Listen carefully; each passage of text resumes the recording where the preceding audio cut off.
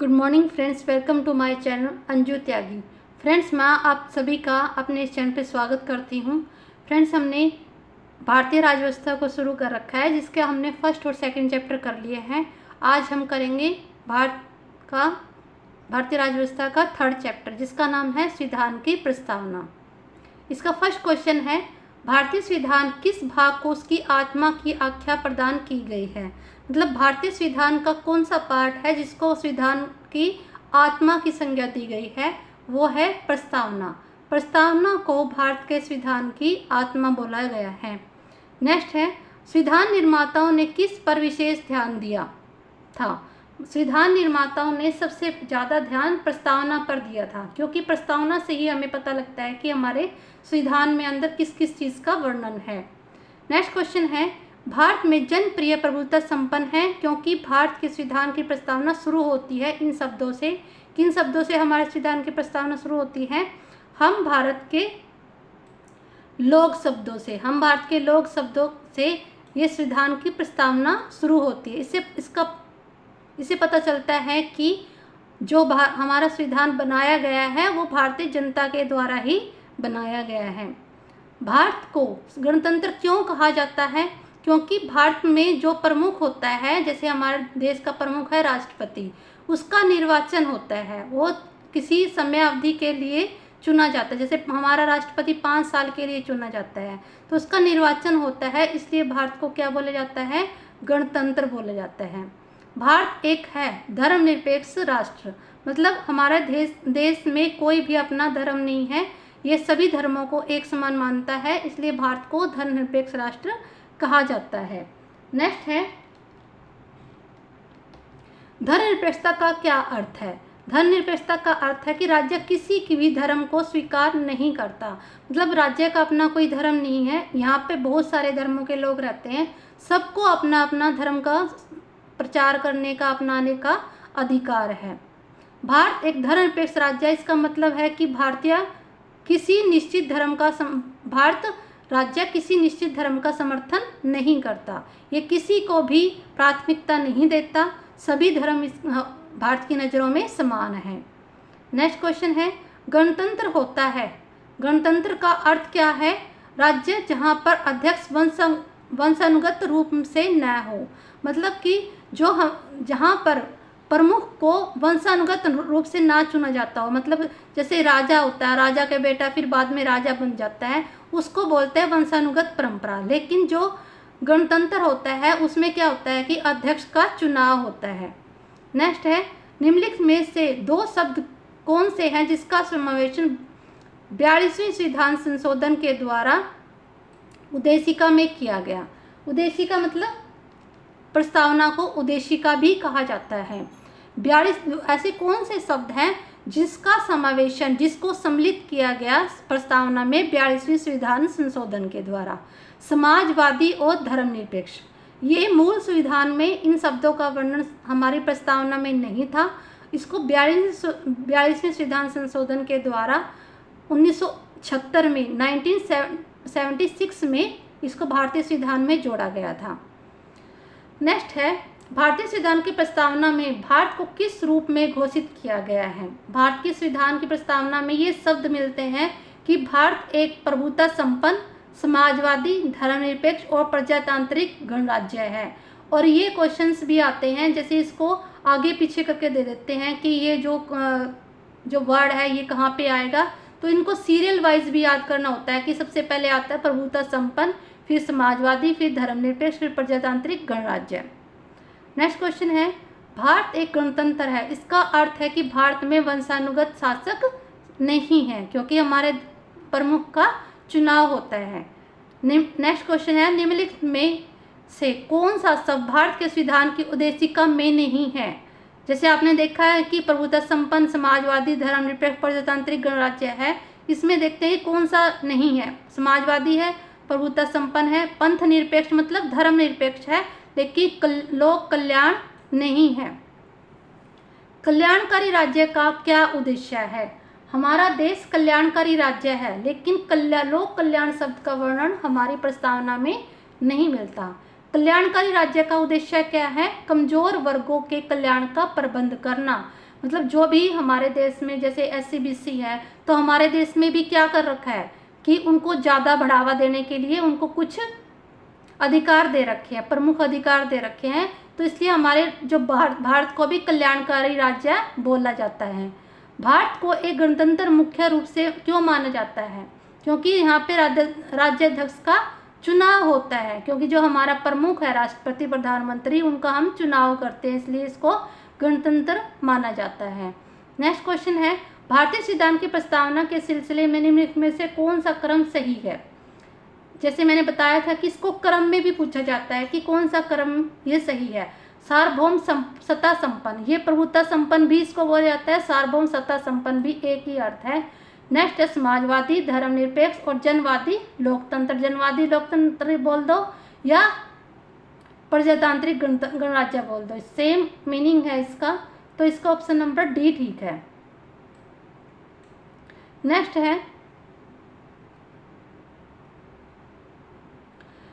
Question है 16, संविधान की प्रस्तावना में शब्द सेक्युलर का अर्थ क्या है?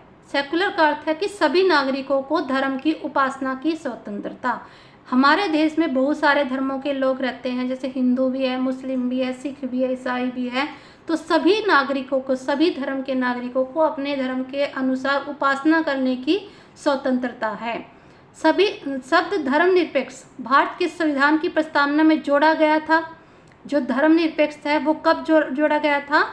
1976 में जोड़ा गया था। और कौन से संविधान संशोधन के द्वारा? 42वें संविधान संशोधन के द्वारा। हमारी प्रस्तावना में एक ही बार संशोधन हुआ है, 42वां संशोधन जो हुआ था वो प्रस्तावना में ही हुआ था। भारतीय संविधान की प्रस्तावना में लिखित हम भारत के लोग, संविधान का निर्माण भारत की जनता द्वारा हुआ है। इसका मतलब क्या है कि इसका अर्थ क्या निकलता है कि भारत के संविधान का निर्माण भारत की जनता के द्वारा हुआ था। अब है समाजवाद का अर्थ क्या है? कि हम समाजवाद का अर्थ है सामाजिक न्याय, सभी को समान सामाजिक न्याय मिलता है। यहाँ पे भारतीय संविधान में समवर्ती सूची किसके अधीन, किसके संविधान से ली गई है? जैसे कि हमारा संविधान बनकर तैयार हुआ था, तो हमारे जो संविधान निर्माता ने क्या किया था, उसमें से जो भी मतलब सभी देशों के संविधानों का अध्ययन किया, बहुत सारे देशों के संविधानों का अध्ययन किया, उसमें जो भी अच्छी बातें लगी उसको अपने संविधान में शामिल कर लिया।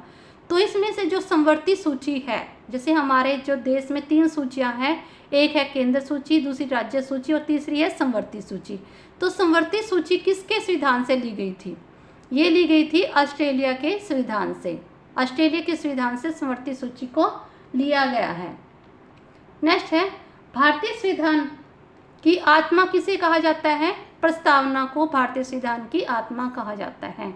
नेक्स्ट है भारत में लौकिक सार्वभौमिकता है, क्योंकि संविधान की प्रस्तावना आरंभ होती है लौकिक हम भारत के लोग शब्दों से। लौकिक सार्वभौमिकता मतलब लोगों को ही सर्वसंपन्न माना गया है, मतलब सबसे ऊपर हमने भारत के लोगों को माना है। इसका अर्थ ये है हम भारत के लोग शब्दों से ही हमारे संविधान की प्रस्तावना आरंभ होती है। नेक्स्ट है भारतीय संविधान की प्रस्तावना पर किस क्रांति का प्रभाव नहीं झलकता? जो हमारे देश की प्रस्तावना पर किस किस का प्रभाव झलकता है? फ्रांसीसी क्रांति का जो 1789 में हुई, अमेरिका की क्रांति का 1776 में, बोल्शेविक क्रांति का, और चीन की क्रांति का प्रभाव हमारे प्रस्तावना पर नज़र नहीं आता। इन तीनों की का आता है। फ्रांस की का बोल्शेविक क्रांति कहाँ पे हुई थी? रूस में हुई थी। और अमेरिका क्रांति का भी प्रभाव हमारे देश की प्रस्तावना पर है, लेकिन चीन की क्रांति का कोई भी प्रभाव हमारे देश की प्रस्तावना पर नहीं है। नेक्स्ट है मूल भारतीय संविधान के अनुसार भारत एक प्रभुता संपन्न लोकतांत्रिक गणराज्य है। जैसे हमने देख लिया कि जो 2 शब्द जोड़े गए थे, समाजवादी और लोकतंत्र, समाजवादी और धर्मनिरपेक्षता, वो 42वें संविधान संशोधन के द्वारा 1976 में जोड़े गए थे। लेकिन मूल संविधान में क्या कौन कौन से शब्द थे? प्रभुता संपन्न था, लोकतांत्रिक था, गणराज्य था। लेकिन 2 शब्द जो बाद में जोड़े गए थे, कौन कौन से थे? समाजवादी और धर्मनिरपेक्षता। तो मूल संविधान में ये 3 ही शब्द थे। मूल संविधान मतलब जब हमारा संविधान बनाया गया था। संविधान के अंतर्गत भारतीय लोकतंत्र के आदर्शों को हम कहाँ देख सकते हैं? जो भारतीय लोकतंत्र के आदर्शों के रूप में हमने अपना रखे हैं उसको हम प्रस्तावना में देख सकते हैं। 42 संविधान संशोधन 1976 द्वारा प्रस्तावना में किस शब्द को नहीं जोड़ा गया? 2 शब्दों को जोड़ा गया था, धर्मनिरपेक्षता को और समाजवादी को। लेकिन कौन से को नहीं जोड़ा गया? गुट निरपेक्षता को नहीं जोड़ा गया था।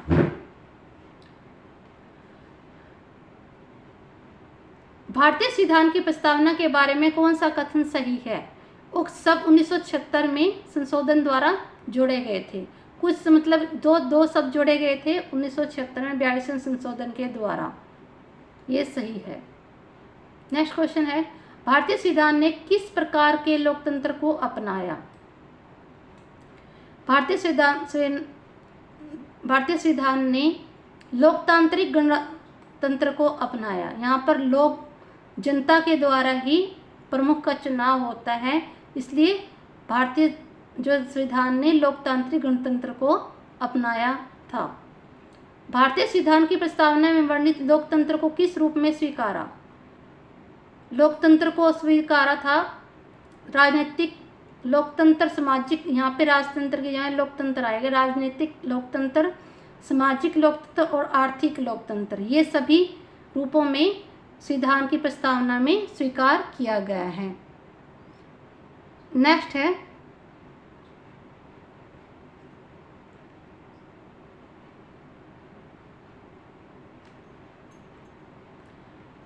भारतीय संविधान की प्रस्तावना के अनुसार भारत के शासन की सर्वोच्च सत्ता किसमें निहित है? जो सबसे ज़्यादा माना गया है, मतलब जो संविधान का आधार है, जिसके आधार पर ही संविधान का निर्माण किया गया है, वो जो सर्वोच्च है वो कौन है? जनता। मतलब जनता को सर्वोपरि माना गया है भारतीय संविधान में। भारत की संप्रभुता, एकता, अखंडता को अक्षुण्ण बनाए रखने और उसकी रक्षा करने का प्रावधान किया गया है। किसमें किया गया है? प्रस्तावना में किया गया है। ये इन शब्दों का वर्णन कहाँ पे है? प्रस्तावना में। भारतीय संविधान की प्रस्तावना में जिन आदर्शों, उद्देश्यों की रूपरेखा दी गई है उनकी आगे व्याख्या की गई है। जैसे भारतीय संविधान में जो जो शब्द दे रखे हैं, जैसे समानता दे रखा है, एकता, अखंडता, ये सारे के सारे शब्दों का जो वर्णन है वो आगे चलकर संविधान में किस पार्ट में मिलता है? जैसे मूल अधिकारों में, मौलिक अधिकारों में मिलता है, भारत के नीति निर्देशक सिद्धांतों में मिलता है, मौलिक कर्तव्य में मिलता है। नेक्स्ट क्वेश्चन है, संविधान सभा ने प्रस्तुत उद्देश्य प्रस्ताव में अभिव्यक्ति विचार को भारतीय संविधान के किस भाग में वर्णित किया? जो संविधान सभा में प्रस्तुत किया गया था उद्देश्य प्रस्ताव, उसमें जो अभिव्यक्ति विचार को अपनाया था संविधान में, वो किस में इसका वर्णन है? प्रस्तावना में इसका वर्णन है। नेक्स्ट है, भारतीय संविधान की प्रस्तावना से क्या स्पष्ट नहीं होता? क्या स्पष्ट नहीं होता कि संविधान को लागू करने की तिथि का वर्णन प्रस्तावना में नहीं दिया गया है। निम्नलिखित में से किन उद्देश्यों को भारतीय संविधान उद्घोषित नहीं करता? इसमें से सामाजिक, आर्थिक, राजनीतिक न्याय को उद्घोषित करता है, विचार, अभिव्यक्ति, विश्वास, धर्म, उपासना की स्वतंत्रता का वर्णन करता है, प्रतिष्ठा और अवसर की समानता, लेकिन इसमें अंतर्राष्ट्रीय शांति और सुरक्षा की अभिवृद्धि को उद्घोषित नहीं करता। मतलब इसका कोई वर्णन प्रस्तावना में नहीं मिलता। भारतीय संविधान की प्रस्तावना में देश का कौन सा नाम उल्लेखित है? मतलब भारतीय संविधान की प्रस्तावना में भारत का 2 नाम है, भारत और इंडिया, इन दोनों शब्दों का वर्णन भारत की संविधान की प्रस्तावना में मिलता है। भारतीय संविधान किसके द्वारा स्वीकृत है? भारतीय संविधान भारत की जनता के द्वारा स्वीकृत है। इसके द्वारा, जनता के द्वारा ही बनाया गया है और इसने ही इसको स्वीकृति दी है। भारत की संप्रभुता किसमें निहित है? भारत की संप्रभुता है जनता में निहित है, क्योंकि जनता को ही सर्वोपरि माना जाता है, सबसे ऊपर जनता को ही रखा जाता है, क्योंकि जनता ही आगे अपने प्रमुख का चुनाव करती है। जनता चाहे तो अपने प्रमुख को हटा भी सकती है। भारतीय संविधान को संविधान सभा द्वारा अंगीकृत किया गया है। अंगीकृत मतलब कब सिद्धांत बनाया गया था भारतीय संविधान सभा द्वारा 26 जनवरी 1949 को। भारत का संविधान पूर्ण रूप से तैयार हुआ, तैयार मतलब कब लिखकर तैयार हुआ था? 26 नवंबर 1949 को। भारतीय संविधान कब अंगीकार किया गया? अब इसका भी क्वेश्चन यही है, अलग अलग रूप में एक ही क्वेश्चन पूछा गया है। नेक्स्ट क्वेश्चन है, निम्नलिखित में किस तिथि को भारतीय संविधान लागू किया गया था? 26 नवंबर 1949 को तो वो बनकर तैयार हुआ था, लेकिन 26 जनवरी 1950 को वह बनकर तैयार हुआ। 26 जनवरी 1950 को उसको लागू कर दिया गया था। किस वर्ष भारत एक प्रभुत्व संपन्न प्रजातांत्रिक गणराज्य बना? मतलब कब उसको अपना संप्रभुत्व संपन्न घोषित किया? कब भारत ने घोषित किया अपने आप को प्रभुत्व संपन्न? मतलब इसके ऊपर किसी भी बाहरी शक्ति का अधिकार नहीं है। तो ये कब बना? 1950 में बना, जब हमने अपना संविधान लागू किया।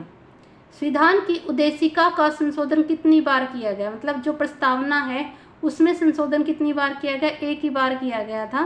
1976 में 42वां जो संशोधन था वो प्रस्तावना में ही किया गया था। भारत के संविधान की प्रस्तावना में प्रथम संशोधन कब किया गया? भारत के संविधान की प्रस्तावना में प्रथम संशोधन 1976 में किया गया और आज तक एक ही बार किया गया है। निम्नलिखित अवतरण है, जो ये पैसेज है वो प्रस्तावना से लिया गया है, जो ये पैसेज प्रस्तावना का ही है। तो देखते हैं कि इसमें कैसे कैसे वर्णन किया गया है। जैसे लिखा है कि भारत का जो संविधान की प्रस्तावना है वो किन शब्दों से शुरू होती है? हम भारत के लोग से। अब आगे देखते हैं, हम भारत के लोग भारत को एक संपूर्ण प्रभुता संपन्न समाजवादी पंथ निरपेक्ष लोकतांत्रिक बनाने के लिए उसके समस्त नागरिकों को सामाजिक आर्थिक राजनीतिक न्याय विचार अभिव्यक्ति विश्वास धर्म उपासना की स्वतंत्रता प्रतिष्ठा और अवसर की समता प्राप्त करने के लिए उन सब में व्यक्ति की गरिमा और राष्ट्र की एकता अखंडता सुनिश्चित करने वाली बंधुता बढ़ने के लिए दृढ़ संकल्प होकर अपनी संविधान सभा में आज मतलब 26 नवंबर 1949 को द्वारा इस संविधान को अंगीकृत करते हैं। मतलब इसको तैयार करते हैं, बनाकर तैयार कब किया था? 26 नवंबर 1949 को अंगीकृत अधिनियमित आत्माप्रीत करते हैं। तो एक्स का क्या अर्थ है? एक्स का अर्थ है कि यहाँ पे ये तारीख लिखी गई है कि इस तारीख को उन्होंने ये घोषणा की थी। संविधान की प्रस्तावना सभी भारतीय नागरिकों को निम्न में से कौन सा एक उपलब्ध कराने का वायदा नहीं करती? मतलब इन चीज़ का उल्लेख प्रस्तावना में है, लेकिन पूजा की समानता का उल्लेख प्रस्तावना में नहीं है। 26 नवंबर 1949 को अंगीकृत भारतीय संविधान की प्रस्तावना में सब सम्मिलित नहीं थे। इसमें समाजवाद मतलब जब 26 नवंबर 1949 को हमारा संविधान बना था उस टाइम पे कौन से शब्द नहीं थे? इसमें ये नहीं थे समाजवादी पंथ निरपेक्ष और अखंडता। ये 42वें संविधान संशोधन के द्वारा जोड़े गए थे। संविधान की उद्देशिका के संबंध में निम्न स्थानों पर विचार करिए और दिए गए कूट की सहायता से बताइए कि इनमें से कौन सही है। पंडित नेहरू द्वारा ऑब्जेक्टिव प्रस्ताव मतलब उद्देश्य प्रस्ताव अंतोगत्वा उद्देशिका बना। इसकी प्रकृति न्याय योग्य नहीं है, इसका संशोधन नहीं किया जा सकता। ये गलत है। संविधान की विशिष्ट प्रावधानों को यह रद्द नहीं कर सकता। मतलब कुछ प्रावधान है जिसमें यह संशोधन नहीं कर सकता, ना ही उनको रद्द कर सकता। भारतीय संविधान की उद्देशिका में परिवर्तन किस संशोधन अधिनियम में किया गया है? जो उद्देशिका मतलब प्रस्तावना में परिवर्तन का कब किया गया, संशोधित कब किया गया है? 42वें संविधान संशोधन 1976 में। प्रस्तावना में यह प्रावधान जो सभी वयस्क नागरिकों को मतदान का अधिकार प्रदान करता है कहलाता है प्रजातंत्र।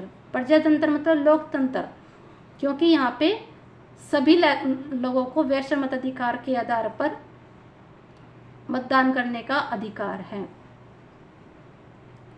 नेक्स्ट है, भारत के संविधान की प्रस्तावना में समाजवादी धर्मनिरपेक्ष शब्दों को किस संशोधन के द्वारा जोड़ा गया? 42वें संविधान संशोधन के द्वारा जोड़ा गया। भारतीय संविधान लागू हुआ था 26 जनवरी 1950 को। 42वें संविधान संशोधन द्वारा प्रस्तावना में निम्नलिखित में से कौन सा शब्द जोड़ा गया? इसमें लोकतांत्रिक, न्याय और राजनीतिक नहीं, मतलब समाजवादी शब्द जोड़ा गया था। भारतीय संविधान के किस भाग में स्पष्ट रूप से घोषणा की गई है कि भारत एक धर्मनिरपेक्ष राज्य है? किस में यह बताया गया है कि भारत एक धर्मनिरपेक्ष राज्य है? संविधान की प्रस्तावना में। संविधान की प्रस्तावना में भारत को कहा गया है सर्वसत्ताधारी, मतलब इसका प्रभुत्व संपन्न, समाजवादी, धर्मनिरपेक्ष, लोकतांत्रिक गणराज्य कहा गया है। भारतीय संविधान को प्राधिकार स्रोत कौन है? इसका स्रोत कौन है संविधान का? भारत की जनता है, भारत के लोग। तो फ्रेंड्स, ये हमारा 3rd चैप्टर कंप्लीट होता है। फ्रेंड्स, मैंने ये लूसेंट की बुक इसलिए स्टार्ट की है क्योंकि इसी में से सभी जो कंपटीशन एग्जाम है उनमें क्वेश्चन इसी में से पूछे जाते हैं। सभी ये प्रेफर करते हैं कि लूसेंट की बुक को पढ़ो, इसलिए मैंने इसको लूसेंट की बुक को ही स्टार्ट किया है। हम प्रतिदिन 2 वीडियो करेंगे, एक तो राजव्यवस्था की, एक इतिहास की। तो जल्दी हमारी ये लूसेंट की बुक कवर हो जाएगी। यदि आपको ये मेरी वीडियो अच्छी लगी है तो प्लीज़ मेरे चैनल को लाइक और सब्सक्राइब करना मत भूलना। Thank you.